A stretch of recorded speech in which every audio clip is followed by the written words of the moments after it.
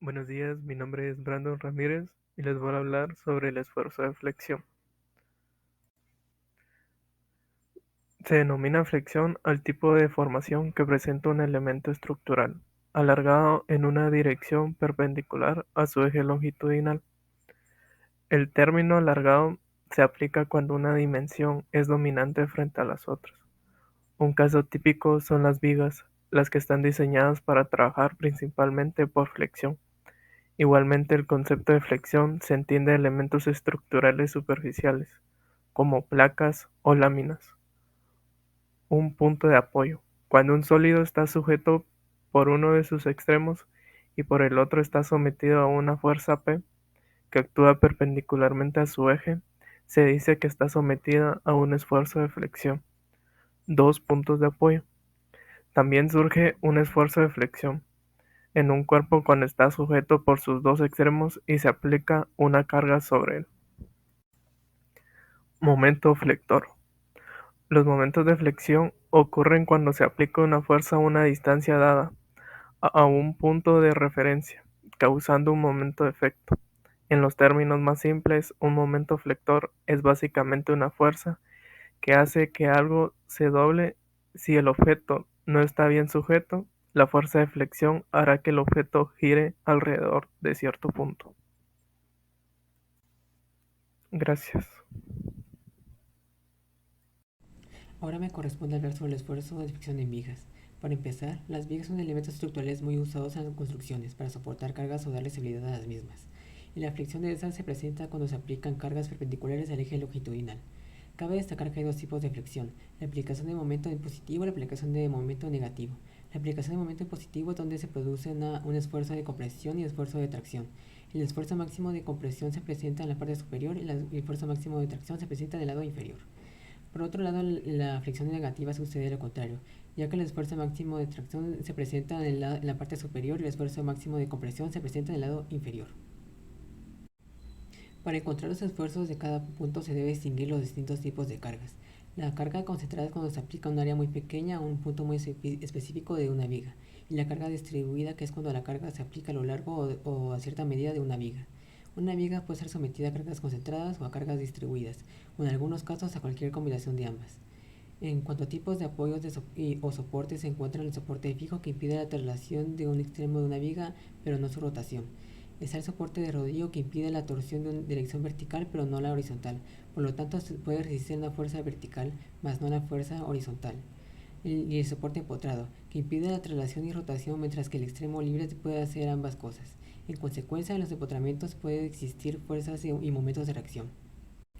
Estos soportes brindan apoyo a las vigas dependiendo del caso, como bien puede ser. Viga simplemente apoyada, que es una viga con soporte fijo en el extremo y soporte de rodillo en el otro. Viga con voladizo. Viga que es fija en un extremo y completamente libre en el otro. Y viga con voladizo. Viga simplemente apoyada en los puntos, pero además se extiende más allá de los soportes.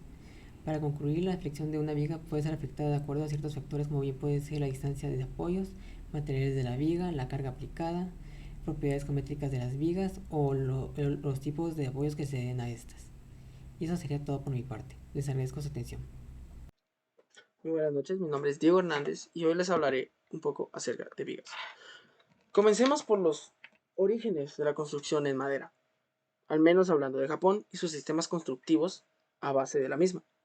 Durante la época Asuka se incorporó este sistema constructivo de vigas, las cuales soportaban el peso del techo. Como se puede ver en este pequeño diagrama que yo trabajé, se sabe que la carga del techo se distribuía desde el centro de la viga a las esquinas, y así es como se desfogaba el mismo. Durante el periodo Heian se introdujeron varios sistemas de construcción, principalmente el Kasuga Tsukuri, que introdujo el cinnamon, que es este árbol con esa tonalidad roja.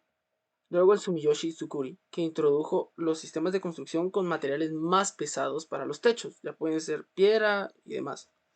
El Negare Tsukuri, que introdujo el uso de claros y el uso de vigas de cadera. También está el Kawara, que es la cresta del edificio.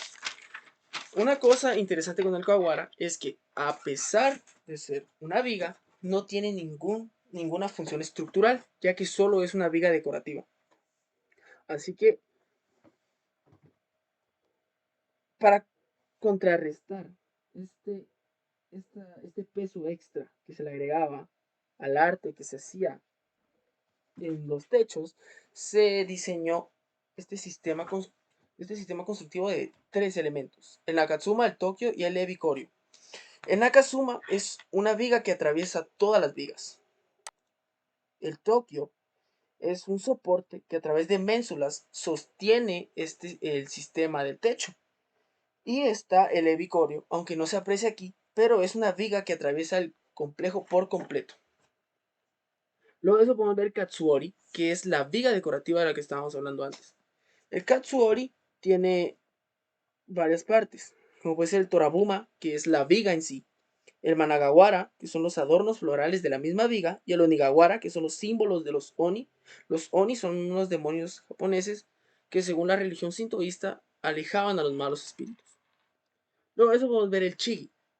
El Chigi, aunque su función principal es decorativa, también cumple con una función estructural, la cual es cortar el viento para que no se agregue ningún tipo de carga o la carga mínima sobre todo el sistema que está soportando el techo. Como podemos ver, hay distintos tipos de techo, como el Kirizuma, el Yosemune, el Techumore Yamato y el techo bajo o Chiyane. Y como estamos hablando de vigas, me parece importante tocar el tema de las vigas más comunes, como lo puede ser la viga universal o la viga en I.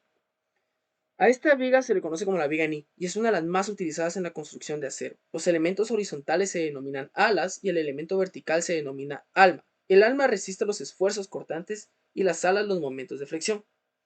Ya que tiene un elevado momento de inercia, es adecuado para resistir los momentos de cizalladura y de flexión. La viga de cadera, en el diseño de la mayoría de los diseños de techo, se utiliza para que las vigas converjan en una base media en el techo y estas vigas se soporten una a través de otra y la carga se separe en ángulos proporcionales. La viga de hormigón armado. La viga de hormigón armado es una viga que utiliza barras de acero para aumentar la ductilidad y resistencia a la tracción del hormigón, que es relativamente bajo, y la armadura suele incrustarse de forma pasiva antes de que frague el hormigón. Son las más utilizadas en la construcción y es muy ventajoso ya que soporta grandes esfuerzos de compresión. Pero como estábamos hablando, veremos la viga de madera. Las vigas de madera pueden fabricarse con madera aserrada o con productos de ingeniería de la madera. Los productos de ingeniería de la madera tienden a tener una mayor resistencia a la torsión y al alabeo. El tipo y tamaño de la madera afectan la carga que puede soportar la viga. Muchísimas gracias por prestar atención.